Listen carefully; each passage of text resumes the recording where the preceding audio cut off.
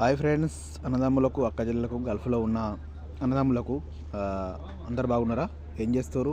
ఏంటంటే గల్ఫ్లో వచ్చిన వాళ్ళకు, కొత్తగా వచ్చిన వాళ్ళకు, పాతగా ఉన్న వాళ్ళకి ఏంటంటే కొత్త గుడ్ న్యూస్ తీసుకొచ్చిన అంటే మనం ఏంటంటే విషయము, మనం గల్ఫ్ దేశం రావడానికి ₹1,00,000 మనం కట్టి ఏజెంట్కి వస్తున్నాము.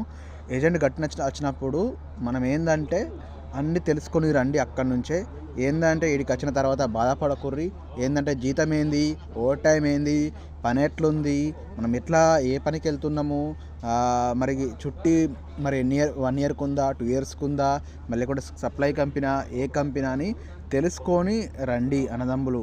ఎందుకంటే ఆలోచించి రండి. ఎందుకంటే మనం గల్ఫ్ దేశం ₹1,00,000 కట్టిపోతున్నామంటే ఆ కంపెనీ బెటర్ మనకు తిండి పెడుతుందా, లేకుంటే ఏమన్నా మనమే వండుకొని తినుడా, ఇవన్నీ చూడుర్రి.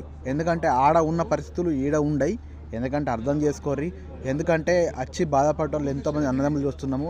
నిర్మల్ నుంచి, జగిత్యాల నుంచి, కొన్ని సైలు నుంచి వస్తుర్రు బాగామంది.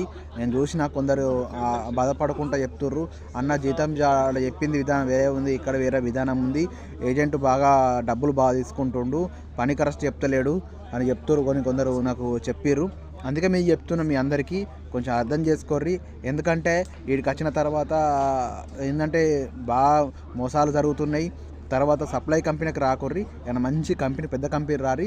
జీతాలు బాగుంటాయి, మనకు చుట్టి కూడా మంచి దొరుకుతుంది, లీవ్ సార్లీ ఉంటుంది, అన్నీ ఉంటుంది, వెకేషన్ కూడా ఉంటుంది, 1 ఇయర్ వెకేషన్ ఉంటుంది, అన్నీ ఉంటాయి. పెద్ద కంపెనీ చూసి రండి.